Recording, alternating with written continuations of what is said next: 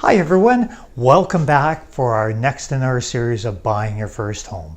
What we're going to talk about today is the offer.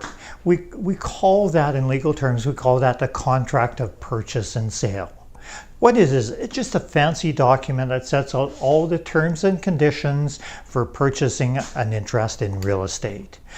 The important things are in this document are deposits.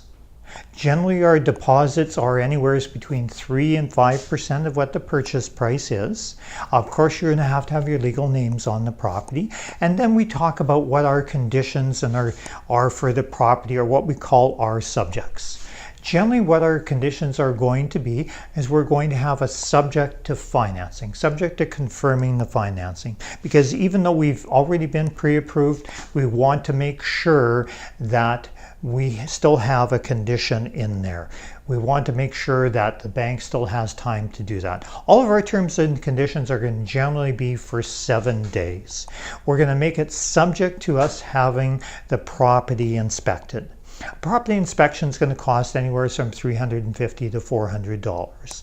And if you have someone yourself that can do that, or I can recommend 3 different inspectors to do that. But that's really important. We're purchasing we're making a major investment in real estate. So spending that little bit of money in order to do that is worthwhile. And what the inspector is going to look for is he's going to look through the unit itself. He's going to make sure that there's no leaks, there's nothing that's obvious in the unit. And what he's going to do is he's going to go down into the underground parking. He's going to look there on the outside walls. He's just going to see if there's any leaks or there's anything that causes him any concern. And then we want to make it subject to us receiving a property disclosure statement. What that is just a statement from the seller about the strata, just so we know that there's no issues with the strata, there's no leaks, there's nothing that they are aware of. That's a property disclosure statement. So that's going to be another subject, and then it's going to be subject to us reviewing the strata documents.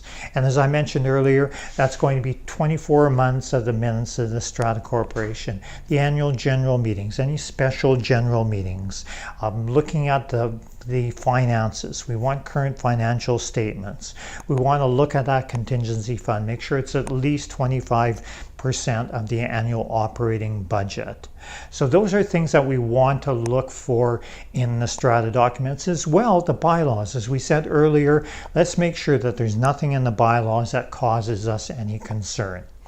Now, as far as the dates themselves, generally, if you're watching this video, a lot of times you're going to be renting. So you're probably going to have to give your landlord notice. And generally it will be 30 days from the end of the month. So if we have conditions that have to be satisfied, we're not going to be giving your landlord any kind of notice until after those conditions are satisfied. Of course, the financing, we want to make sure that that is done. So generally what we're looking at is anywhere from 45 to 60, sometimes 75 days. And just depending, a lot of times what you want to do, if you want to do a little bit of work on the property before you move in, you may want to have move in a week or 2 before you actually have to move out of your current property. So that is generally what's going to be in the contract of purchase and sale. And then what happens is once that's presented to the seller, and I am your representative, my fiduciary duty is to act in your best interest. And once that is presented to the seller, they have a couple of different options. They can accept it the way that it is, which is generally what we like to have. They can make a counter offer, which just means that they say we will not accept X, but we'll accept Y. Generally, that is for the price. And then third of all, they can reject it outright. Generally, most of the times we don't have a seller that rejects it generally outright. What they're going to do is they're going to give us a yes or a no. And usually what we're going to be doing that is within the first 24 to 36 hours.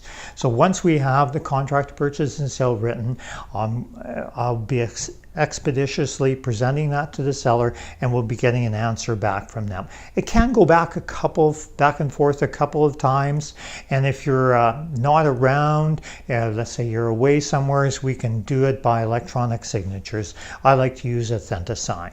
So now we have the offer written, we possibly have a counter offer, we have that accepted, and now we're ready to move on to the next step. Until next time, guys, Bob Kalo at RE/MAX, 604-720-4777, or bobkalo at remax.net. Until next time.